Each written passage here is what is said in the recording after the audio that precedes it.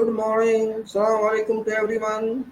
Suraj Singh again to talk to you about current situation of our governance, our legislature, and our people's countries. Bharat, ours, India, our country, beautiful country. Where does it stand today? We have to understand this. EVM issue has been burning due to elections conducted in 2018 Lok Sabha elections. Yesterday, I tried to send some message to Honorable President of our country through Facebook of Honorable President. And message that I wrote is message posted on Facebook on Honorable President to 2nd May to President. This is regarding what about EVMs? EVMs must be banned from being used in elections. People do not trust EVMs. 2019 Lok Sabha election has been won by BJP using EVMs. And what about 20 lakhs missing stolen EVMs? Honorable President, shall you care about this issue? Public has discarded this victory of BJP. We want constitutional justice to be delivered by Honorable President. Once again I read, what about EVMs? EVMs के बारे में क्या कहना है आपका? EVMs must be banned, इनको ban किया जाना चाहिए from being used in elections. चुनाव में इनका यूज नहीं होना चाहिए। People do not trust EVMs, लोग ईवीएम में विश्वास नहीं करते हैं। 2019 Lok Sabha election has been won by BJP using EVMs. 2019 का चुनाव जो भारतीय जनता पार्टी ने जीता है ईवीएम्स के बेस पे जीता है। What about 20 lakh missing stolen EVMs, और 20 लाख जो चोरी की गई है, मिसिंग है, स्टोलन की गई, उसके बारे में ऑनरेबल प्रेसिडेंट का क्या कहना है? Shall you care about this issue, आप इसके बारे में क्या ध्यान देंगे honourable president? Public has discarded this victory of BJP, लोग आमतौर पे विक्ट्री जो ये जीती है बीजेपी ने इसके खिलाफ है। We want constitutional justice to be delivered by honourable president, हम चाहते हैं कि भारत के माननीय महामहिम इस इशू पर संवैधानिक इंसाफ करके हमें बताएं कि इसके बारे में उनका क्या कहना है। ये मैंने लिखी है कल, और इसका एक मैं आपको प्रिंट भी दिखा देता हूँ, एक सेशन जो मैंने लिया था इसके ऊपर, just for your information that what was lost in this issue. Just the print I have taken, because it's not very clear on Facebook. Maybe it's not very clear. It is written there.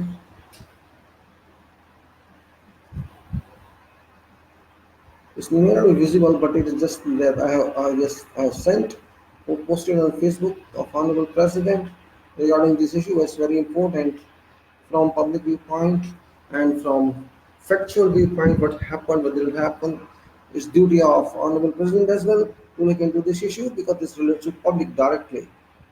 This is an issue, burning issue, exploding issue, not even burning issue of nation today. Because if people do not trust what has been happening, there is nothing left. कैसा भी है, मैं कह रहा हूँ आपसे, अभी English बोलूँ हिंदी बोलूँ कुछ फर्क नहीं पड़ने वाला है।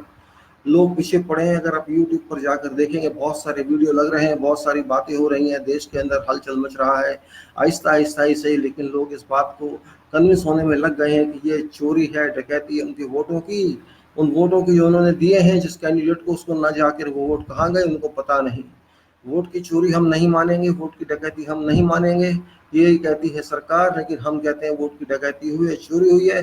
373 सीटें ऐसी रही हैं, 370 सीट्स ऐसी हैं जिसके ऊपर कितने वोट आए और कितने मिले, दोनों में बहुत बड़ा अंतर है। अगर जितने वोट पोल किए जाते हैं तो गिनने में भी उतने आने चाहिए, सीधी सी बात है, इसमें कोई सोचने की बात नहीं है, कोई इसके अंदर समझने की बात नहीं है। अगर 15 वोट मान लीजिए कास्ट हुए तो 15 ही गिनती में आने चाहिए। ये तो नहीं कि 15 वोट कास्ट हुए तो 25 आप गिन लेंगे उनको, या 10 16 17 गिन लेंगे, कैसे गिन सकते हैं आप? में सिंपल गिनती है, इसमें कोई बड़ी बात तो नहीं है। करोड़ों अरबों वोट तो नहीं पड़ा एक पोलिंग बूथ पे, एक सीट पे 10 लाख, 15 लाख, 12 लाख, 13 लाख, 8 लाख, 10 तरह के वोट पड़े हैं। तो जितने 1-2 का फर्क हो सकता है, 0.05% का फर्क हो सकता है गिनने में, लेकिन ये तो नहीं कि जितने वोट पोलिंग में से आप ज्यादा गिन लेंगे। ये कैसा मैथमेटिक्स, कैसा अर्थमेटिक है, किस तरह का हिसाब किताब है देश के अंदर ये? अगर इलेक्शन कमीशन इतना भी काम नहीं कर सकता तो उसकी जरूरत क्या है? वहां पर कोई भी बैठ के कर लेगा। इलेक्शन कमीशन के उत्तरदायित्व तो इस बात का जवाब देगी 373 ऐसा सीटों पर ऐसा क्यों हुआ, जबकि ऐसा लोगों ने लिखा, उसको कहा तो उन्होंने वो वेबसाइट से इन्फॉर्मेशन हटा दी। वेबसाइट से इन्फॉर्मेशन आप हटा सकते हैं, लोगों के दिलों से इन्फॉर्मेशन नहीं हटा सकते। लोगों के माइंड में जो पक रहा है, जो दिन में मन में चल रहा है लोगों के, आप उसको नहीं हटा सकते। आप कुछ भी कर सकते हैं, कब तक चलाएंगे ऐसा? ऐसा बहुत दिन तक नहीं चल सकता है, क्योंकि ये देश का एक का नहीं है, सबका है। अगर आप चुनाव में ऐसा करेंगे, हेरा फेरी करेंगे या कराएंगे, क्योंकि इलेक्शन कमीशन लगता है उनके साथ मिला हुआ था, अगर उसको मिला हुआ था तो वो कॉन्स्टिट्यूशनल बनने का अधिकार नहीं रखता है, क्योंकि इंडिपेंडेंट पोस्ट है, ये ऑटोनोमस पोस्ट है। अगर आप किसी भी पार्टी विशेष का आप सहायता देते हैं तो आप ये चुनाव को नहीं कराने का हक रखते। इसका मतलब जो आपने कराया घपला कराया, आपको हक नहीं बनता था करने के लिए, लेकिन आपने कराया। इलेक्शन कमीशन से मैं बात कर रहा हूँ। अगर आपने ऐसा किया है तो आपने अपने पद का दुरुपयोग किया है, अपने संविधान की कसम को तोड़ा है, क्योंकि ये आप किसी भी पार्टी के हक में नहीं जा सकते हैं, किसी भी पार्टी का विरोध भी नहीं कर सकते हैं। आपको बिल्कुल न्यूट्रल बन के रहना चाहिए था, जो आप नहीं रहे। इसलिए इलेक्शन कमीशन महोदय, आप सच को सामने लाइए। कब तक झूठ चलेगा? झूठ नहीं छुप सकता, एक बार छुप जाएगा, 2 बार छुप जाएगा, लेकिन एक वक्त आएगा झूठ अपने आप चिल्ला चिल्ला कर बोलेगा, जो कि आज वो बोल रहा है। चिल्ला चिल्ला कर बोल रहा है कि ये इलेक्शन जो चुनाव हुआ है 2019 का लोकसभा का, स्वतंत्र नहीं था, निष्पक्ष नहीं था। इस चुनाव में आपने घपला कराया है, थोड़ा थोड़ी कराई है। मैंने राष्ट्रपति जी को भी लिखा है, लेकिन मैंने उम्मीद रखता हूं उनसे कि वहां से कोई डायरेक्ट एक्शन हो जाएगा, लेकिन लिखना हमारा कर्तव्य है, क्योंकि वो भारत के महामहिम है। उनको लिखना हमारा कर्तव्य था, उन्होंने हमको बता दिया वो क्या एक्शन लेते हैं क्या नहीं लेते, वो जाने। बाकी का लिखने का कोई इलेक्शन कमीशन को लिखने का तो मतलब है ही नहीं, कि चोर के साथ क्या लिखेंगे। अब जो चोरों से चोर मिला हुआ है, डकैतों के साथ डकैती कर रहे हैं, उसको आप क्या लिखे? सुन नहीं सकता जो वो अधिकारी, सुन नहीं सकता पब्लिक की, सुन नहीं सकता अपोजिशन दलों की, तो वो किसकी क्या सुनेगा? मेरी क्या औकात में तक नागरिक हूँ भारत का, एक छोटा सा नागरिक, 132 करोड़ का एक हिस्सा, 132 करोड़ में एक व्यक्ति जैसे आप सब हैं, ऐसा मैं हूँ। मेरी कोई इतनी कोई वैल्यू नहीं है, औकात नहीं है। ठीक है, मैं वीडियो बना रहा हूँ, वो बोल रहा हूँ, बोल ही रहा हूँ, शायद मैं भी कुछ नहीं कर सकता, लेकिन देश के हजारों नागरिक, लाखों नागरिक आहिस्ता आहिस्ता सारे देश के अंदर कोने कोने से आवाज दे रहे हैं, वो बहुत बड़ी बात है, उसको समझना होगा। क्योंकि ये आवाज एक की नहीं है, ये आवाज एक, यहाँ कोई नेता नहीं खड़ा है, यहाँ कोई विरोधी दल का नेता नहीं खड़ा है। हमें अफसोस होता है कि कांग्रेस वाले, बीएसपी वाले, एसपी वाले कहाँ छुप गए, कहाँ गायब हो गए। उनका फर्ज बनता था कि जनता के सामने आके जनता को आगे बढ़ाएं, इस बात को रेस करें, लेकिन वो दुब के बैठे हैं। क्यों दुब के बैठे? मैं नहीं जानता, उनके अंदर भी चोरी है क्या कोई? उन्होंने भी कोई ऐसी गलती पास्ट में की है कि चुनाव ईवीएम से जीता हो, तो आज डरते हो ऐसा कहने के लिए? ईवीएम से चुनाव जनता नहीं मानती, क्योंकि ईवीएम धोखाधड़ी है अपने आप में, एक ऐसी मशीन जो धोखा कर सकती है, कराया जा सकता है। ऐसी मशीन से क्यों वोट कराया जाए? आखिर क्या हमें मिलता है ऐसा करके? किस बात की जिद हम लोग ऐसी मशीन से कराना चाहते हैं? हम क्यों नहीं साफ छवि का वोट करना चाहते? पहले भी चुनाव हुए हैं, बहुत हुए हैं, कभी भी जब ईवीएम नहीं होती थी तब भी चुनाव होते थे। तो ऐसा क्या होगा कि आज हम ईवीएम के गुलाम बन चुके हैं? ठीक है, कंप्यूटर है सब कुछ, इसका मतलब ये नहीं होता कि सब कुछ उससे किया जाए। क्या कंप्यूटर से हम सांस लेंगे? क्या कंप्यूटर से दूसरी लैट्रिन जाके अपना पास करेंगे? क्या पेशाब हम कंप्यूटर से करेंगे? कि रोटी हम कंप्यूटर से खाएंगे? ये सब चीजें सोचने की होती है। दिमाग क्या कंप्यूटर चलाएगा हमारा? बहुत सी चीजें कंप्यूटर नहीं कर सकता। हम कंप्यूटर की वजह क्यों भाग रहे हैं इतना? कंप्यूटर एक टूल है, टूल की तरह इस्तेमाल करें, हम उस गुलाम क्यों बन जाते हैं? ईवीएम के गुलाम क्यों बन जाए? क्या आवश्यकता पड़ी है ऐसी? हम तो पेपर से आप ऑप्शन दे दीजिए, जिसको ईवीएम से देना ईवीएम से दे, इसको पोस्टल से दे, पोस्टल से दे, इसको बैलेट से दे, बैलेट से दे। पोस्टल भी तो आप ले रहे हैं ना, किस लिए पोस्टल बैलेट ले रहे हैं? उनको भी नहीं लेना चाहिए था आपको। इसका मतलब आपको अधिकार देना होगा, चॉइस देनी होगी वोटर को। हम नहीं कहते आप ईवीएम चलाना चाहते चलाए, जिसको ईवीएम से वोट देना है ईवीएम से दे, जिसको पोस्टल बैलेट से देना है पोस्टल बैलेट से दे, और जिसको चुनाव को बैलेट से कराना है वो बैलेट से कराए। आप व्यक्ति पर छोड़ दीजिए, आप जबरदस्ती क्यों थोपना चाहते हैं? नहीं जी, आपको ईवीएम से देना होगा। आप व्यक्ति का अधिकार क्यों लेना चाहते हैं? चाहे सुप्रीम कोर्ट भी कुछ भी कहे, इस बात से सुप्रीम कोर्ट भी ज्यादा नहीं जा सकता कि मेरा अधिकार है, सुप्रीम कोर्ट का अधिकार नहीं है किसको वोट दूं, कैसे दूं, किस तरह से दूं। सुप्रीम कोर्ट इम्पोज नहीं कर सकता मेरे ऊपर, क्योंकि मैं भारत का नागरिक हूँ। मैं अधिकार रखता हूँ कि मैं कैसे वोट दूं, मेरे पास ऑप्शन होनी चाहिए। सुप्रीम कोर्ट भी इम्पोज नहीं कर सकता बात को, मैं बैलेट से दूं या मैं उसको दूं, ईवीएम से दूं। सुप्रीम कोर्ट भी नहीं अधिकार दे सकता, ये उसको भी छीन नहीं सकता मेरा अधिकार। ये मेरा अपना अधिकार है, मैं कैसे देना चाहूँ। मुझे अगर ईवीएम में विश्वास नहीं है तो क्यों मुझे जबरदस्ती कराया जा रहा है कि ईवीएम से वोट दोगे? इसका मतलब आप चोर हैं, आप चोरी कर रहे हैं, इसलिए आप जबरदस्ती कर रहे हैं। आप साफ क्यों नहीं आते? आप साफ कहिए कि आपकी इच्छा है, इससे देना, इससे दे, उससे देना, उससे हम देंगे। हम ईवीएम से देना होगा ईवीएम से देंगे, हमको अगर देना होगा बैलेट से देंगे। आपको तकलीफ क्या हो रही है? इसका मतलब जिसकी दाढ़ी क्या कहते हैं हिंदी में मोहर है, चोर की दाढ़ी में तिनका, आपका वही हाल है। चोर की दाढ़ी में guilty conscious is always suspicious. आपके अंदर चोरी है, आपके अंदर फ्रेब है, आपके अंदर हेरा फेरी है, उसको आप बताना नहीं चाहते, जबरदस्ती करना चाहते कि आप हमारे कहने से ई में वोट नहीं, आपके आप वोट नहीं दे सकते। इसके अलावा ये तो हमको गुलाम बनाने वाले पर, तो हम इस प्रदेश में ना दें। आपको क्या? मैं सभी लोगों से, भारत के वोटरों से, भारत के नागरिकों से कहना चाहूंगा, आप अपने भविष्य को सुरक्षित बनाएं, आप अपने आज को सुरक्षित बनाएं। ये लोग तो ऐसे ही करते जाएंगे, ये अपनी पावर खींचते जाएंगे और हम लोगों को दबाते जाएंगे। हमें दबना नहीं है, हमें खुल के बोलना है। कितना कर लेंगे, डंडा मार लेंगे, मार दीजिए, हमें छोड़ना नहीं है। हमको इनको एनकाउंटर करना है, चाहे कोई भी राजनीतिक दल हो, कोई भी संस्था हो, जो ऐसी बात करेगी हमको उनको मुंह तोड़ जवाब देना है। और यहाँ गांधीवाद की बात नहीं है, जरूरत पड़ेगी तो हाथ भी उठाया जा सकता है, क्योंकि ये लोग हमारा अधिकार नहीं छीन सकते हैं। ये अंग्रेज नहीं है, विदेशी नहीं है, ये हमारे देश के लोग हैं और घर के लोग बहुत खतरनाक होते हैं, घर के लोग ही विभीषण होते हैं, हमें पता होना चाहिए। ये लोग हमें मारना चाहते हैं, हमारे अधिकार को छीनना चाहते हैं, ये चाहते हैं जैसा ये कहें बस हम चलते रहें, गाड़ी वैसे चलाते रहें। हम नहीं देंगे, ईवीएम से वोट जो करना है कर लीजिए, हम तो आपको काउंटर करेंगे, हम ईवीएम को नहीं देने देंगे वो लोगों को, जिसको देना है हम तो बैलेट से देंगे। आपको क्या तकलीफ होती है? पैसा हमारा जा रहा है, आपका नहीं जा रहा है, टैक्स हम देते हैं, आप नहीं देते हैं। जो इलेक्शन कमीशन खर्चा करता है हमारे पैसे से करता है, गवर्नमेंट के पैसे नहीं करता है।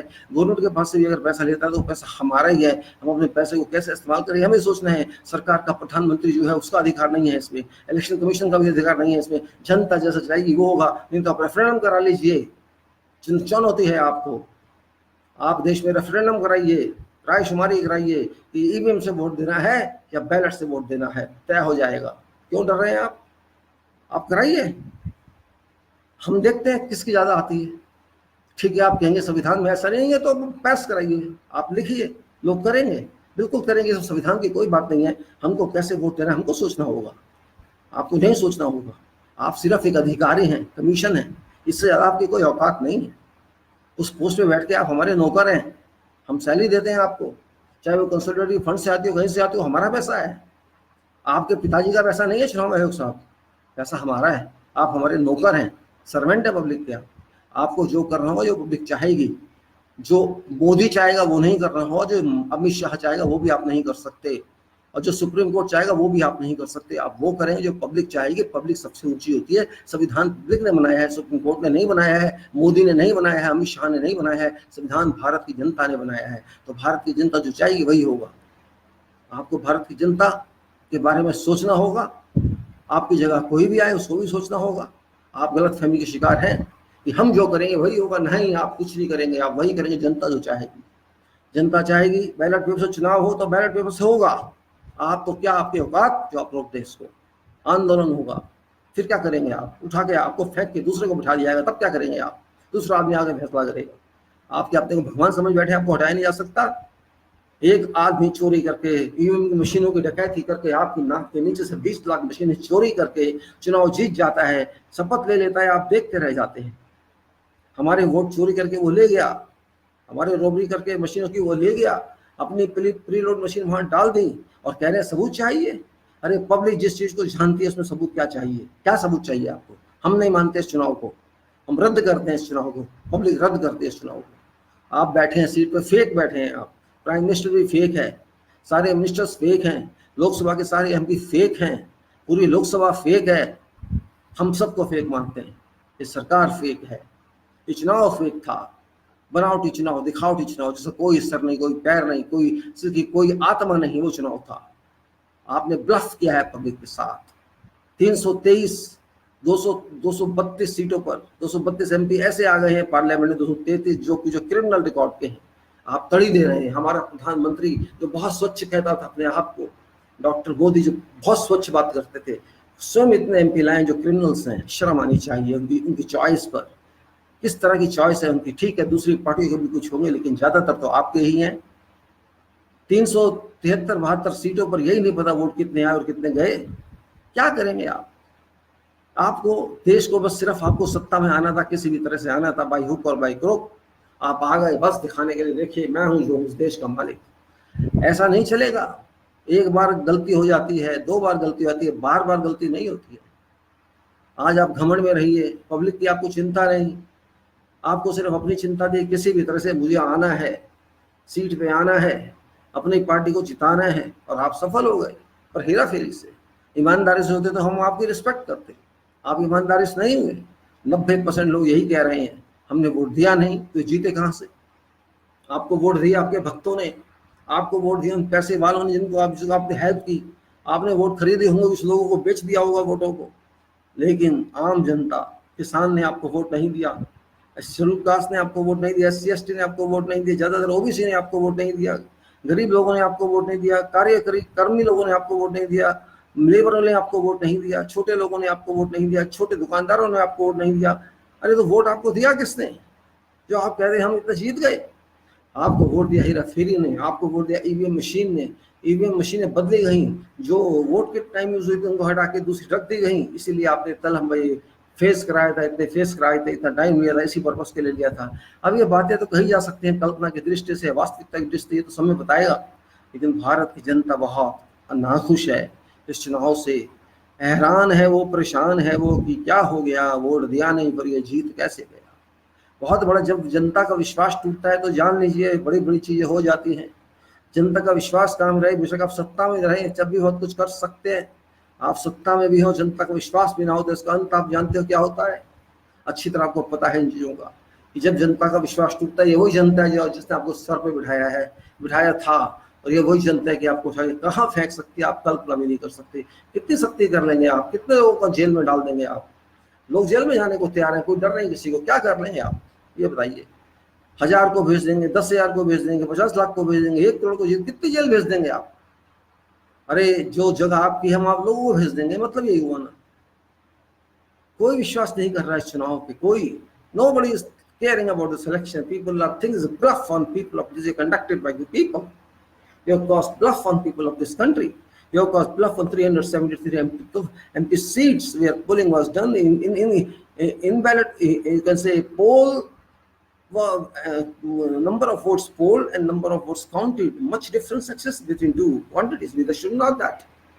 Why should there be difference between vote polled and vote counted? It's a question mark. How public can accept there can be difference of 1 or 2 by, you can say, reading error or by counting error, but doesn't matter. Thousands of differences there in votes in and votes out. Thousands of differences there. How is it possible there should be difference of 8,000 or 10,000, 20,000, a few lakhs? Means you people don't know how to count.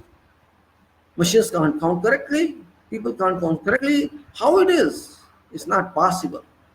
You have caused some design, you have made some design, you inculcated some design into this election. 2009 itself speaks it's crying, exploding that this has been hammered by Election Commission. Election Commission supported BJP.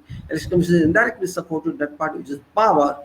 For what reason we don't know, but Election Commission has caused action against its propriety of Constitution of India. Constitution of India says and mandates the Election Commission independent one, autonomous one, is nothing to do with favoring someone or going to oppose someone. It neither favors someone nor opposes someone. So it has done both. It opposes the opposition and it gone favor of treasury, in favor of government, which is in both ways crime, is both ways impropriety cause the constitution provision, constitutional mandate, and thereby it has caused bad impact on people. It's the responsibility of Election Commission to conduct free, fair, and transparent election. This election was neither free nor fair nor transparent. It was a bungling caused by Election Commission on people. People just have understood now that there is something going on, and it's understood that for many months this design had been going on. And 20 lakhs machine itself is the evidence that how could this machine disappear?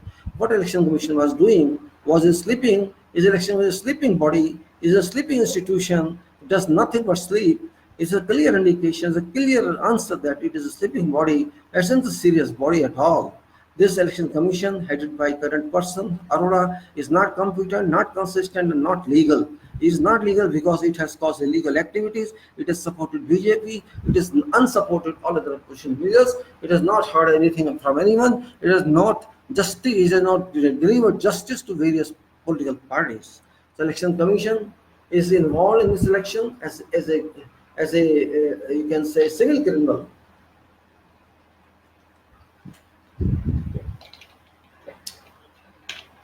If 2 million, if 2 million machines, EVMs, can disappear from record, from physical verification, these were purchased but not received by Election Commission, received by someone else. Who is that else? Question arises. Who is that else? Did Election Commission do something to find out who has taken these 2 million machines and to which place? Election Commission did not do this, which was supposed to do. This means Election Commission did intentionally allow that person who stole these machines, 2 million machines, to some place unknown to people of this country, but understandably by Bharatiya Janata Party, Amit and Modi, to some place where they could preload these votes somewhere, maybe in their offices or in their offices unknown to public, or their homes, or wherever people don't know whereabouts of these. 2 billion machine is not a small amount. Its big quantity and trucks of this were seen on roads to remove original machines or genuine machines where polling was made by these new machines which were used to replace those machines after being preloaded. It is understood, it is felt.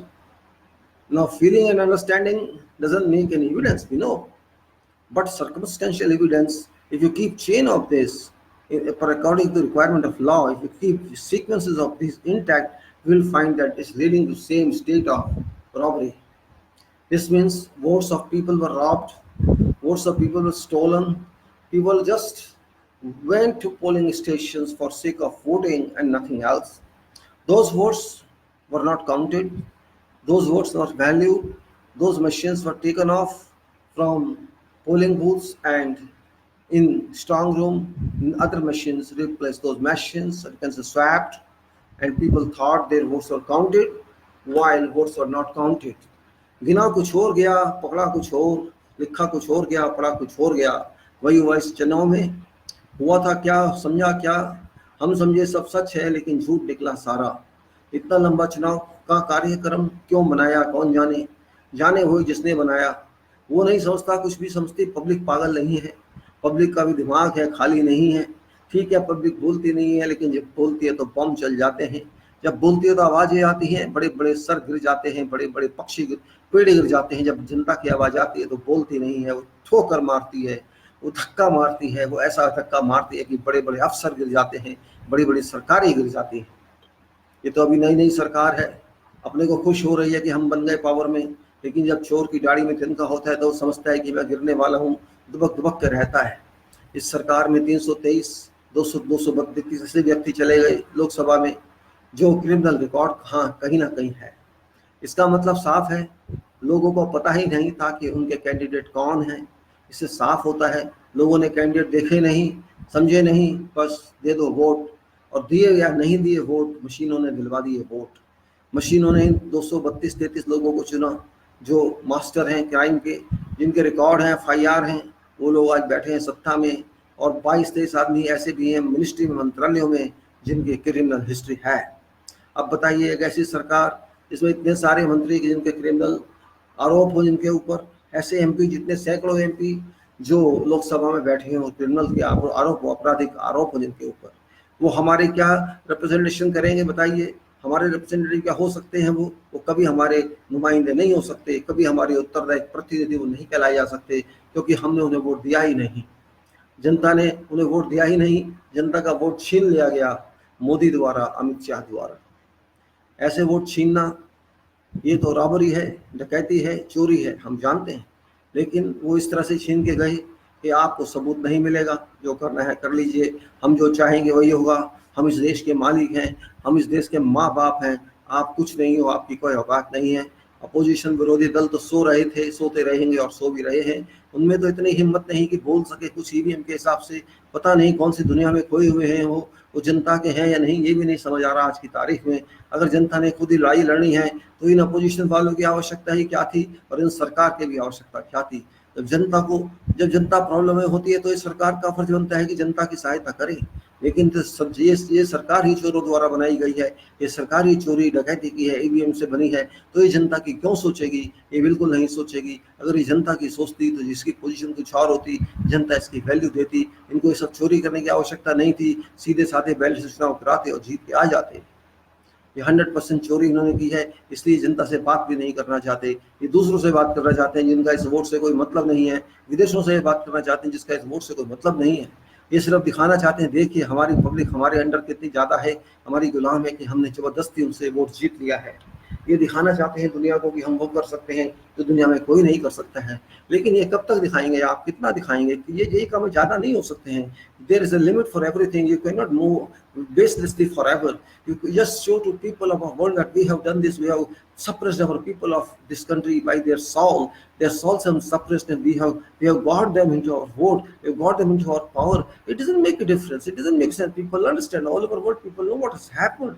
They know what you conducted, how you managed the election. Everyone knows. Many news agencies of foreign countries, they know what you did. Or forget our this chamcha newspaper news agencies and even print media even in our country, which are rubbish, completely rubbish. They are slaves to government, they are slaves to Modi, they are slaves to treasury, and they are slaves to all. They are not service, and they are not providing service to people of this country. They are just taking money for relays of these channels, but they are not doing service to people of this country. People of this country have completely rejected these channels except one or two, but all are rejected now because they all got the same boat. Journalism has no more journalism. It is just the tea shop, it's just the Coca-Cola, it's just the Pepsi Cola vendor, nothing else. They are just selling their talks without anything. They don't know ground realities and they cannot understand. They understand, but they are paid. They are paid. They are sold. They are sold. They are getting money from this government or from someone else, and they are doing service for them. They are not doing service for people of this country or the public. They pay taxes, and but these people are useless. So we say even these people are no more valued now by public, and opposition people are not going to. It doesn't matter if they go or don't know, but question arises: why opposition are sleeping? Why not coming out in open to fight with this government, to say the election is completely rejected? They have to raise their voice. People can support their voices, but people are raising this voice. Opposition are sleeping, and that's the cause of problem. Why opposition party like Congress are not speaking about? They are first lead party which must do something for people of this country. It doesn't matter your problem inside party are different. You have to solve yourself. We don't say he should resign or not to resign from presidency of Congress. That's nothing to do with public.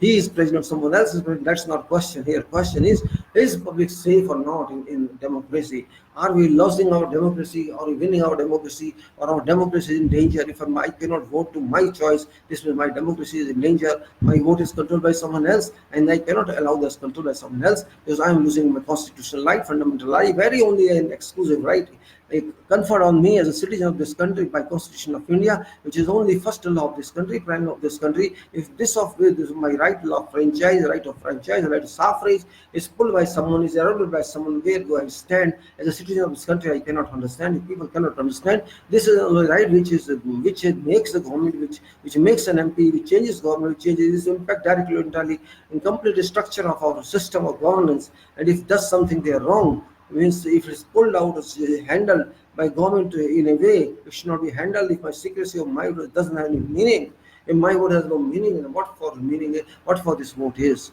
we have to understand that. Vote is very important for each citizen of this country. Maybe youth cannot understand this now; they will understand later on. When they grow up further and see that some bad image was caused, some bad activity was applied, made to this election. They will understand that time, but that time it was too late. It better they understand now.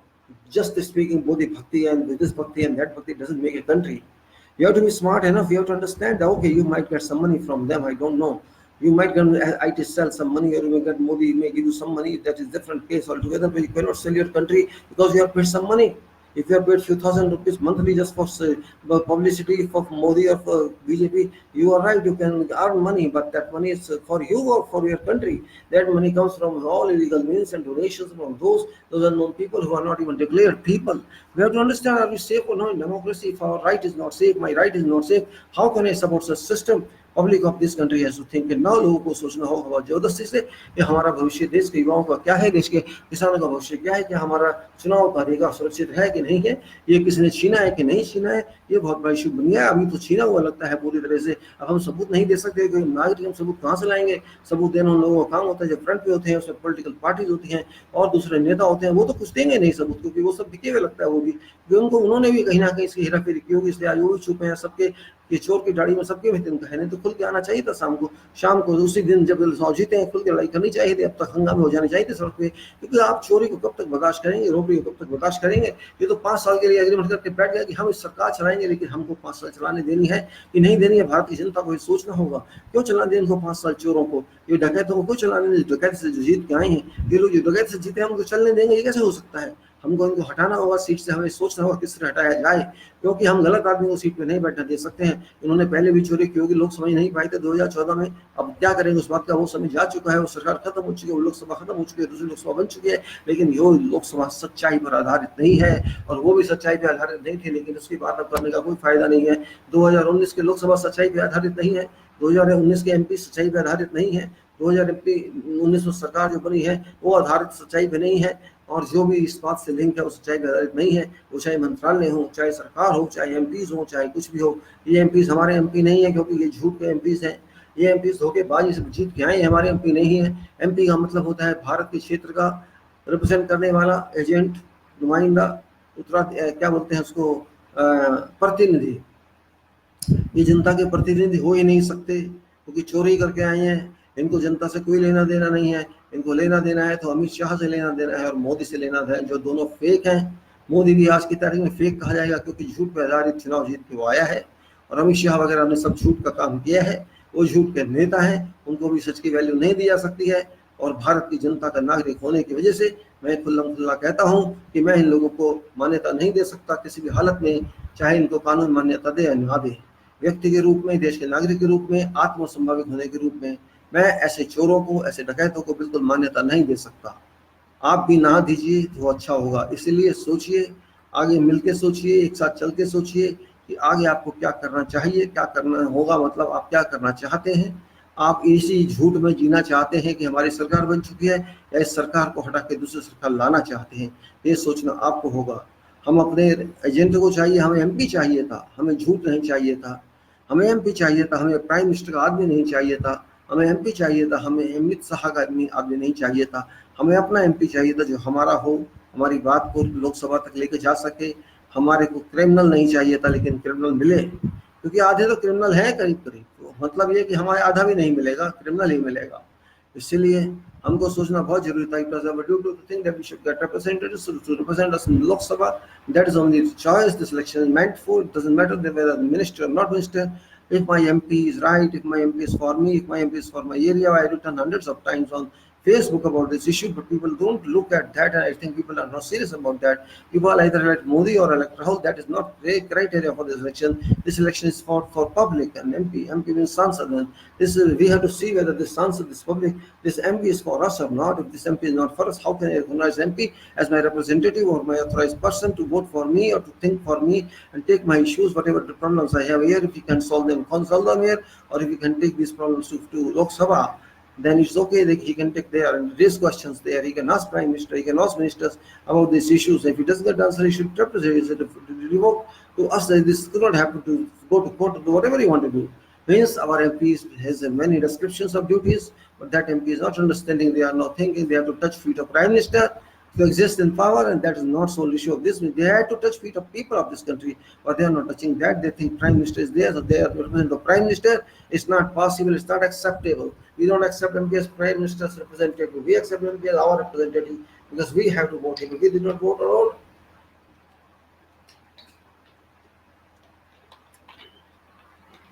we voted or we did not vote, that is question here. Have you voted to MP or when voted MP? That's a big question mark here. We have to understand that.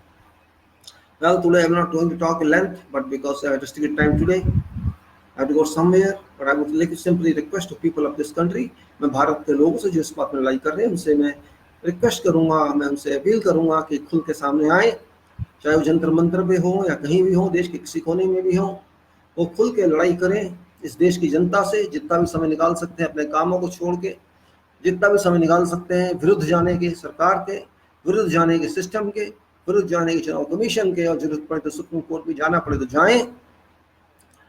हम लोगों को लड़ना होगा इस भ्रष्ट सरकार से, इस भ्रष्ट मंत्रालय से, इस भ्रष्ट लोकसभा से, और इन सब पार्टियों से भी जो अगर हमारा साथ नहीं देती हैं, चाहे वो कांग्रेस हो, चाहे वो बीएसपी हो, चाहे वो एसपी हो, या कोई और भी क्यों ना हो। इनका कर्तव्य बनता है कि पब्लिक का साथ दें, लेकिन लगता नहीं है साथ दे रहे हैं, ये अपने नशे में घूम रहे हैं। अरे क्या करोगे लोकसभा में जाके, मेरे को तो ये समझ नहीं आ रहा है। मारो गोली इस लोकसभा को, फेंको थप्पड़ इनके ऊपर, छोड़ के आ जाओ। हमें नहीं चाहिए इस गंद में बैठना। आपको अच्छा लगेगा 233 एमपीओ के साथ बैठना जो चोर डकैत हैं, इनके ऊपर इल्जाम है, आपको अच्छा लगेगा उनके साथ बैठना? आपको अच्छा लगेगा ऐसे एमपीओ के साथ बैठना जो पब्लिक के बारे में नहीं सोच रहे हैं, जो अपने बारे में सोच रहे हैं? आपको अच्छा लगेगा ऐसे प्रधानमंत्री को सपोर्ट करना जो फेक हो, जो झूठ पे आधारित प्रधानमंत्री हो, या सारे मंत्री जो झूठ पे आधारित बने हों? वो लोकसभा जो गलत वोटों से चुन के आई है, वो एमपी जो सारी गलत वोटों से चुन के आई, आपको उनके साथ बैठना अच्छा लगेगा? You think yourself first of all whether you should like to sit with those people, 233 people who have come after being elected on criminal records. These people have been elected because of electronic voting machine, not because of their caliber, their capacity, consistency, or whatever it is. They have not been elected based on their caliber. They have not been elected based on your vote or my vote. They have elected based on their robbery vote, robot machines, conducted by Amit Shah, Prime Minister, fake Prime Minister of this country. We are going to have a government based on fakeism, have a Lok Sabha based on fakeism, MPs elected on base of fakeism. If you are happy with that, I'm not happy with that. If people are happy with that, I'm not happy with that. Because I don't accept this fakeism, and that's it. I request all you to kindly join together, fight with this government till end, and keep right to Prime Minister, sorry, right to President, right to whatever authority you think is right, and raise your voices. And with this, I just close this. Thank you very much because I'm short of time today. I have to go somewhere.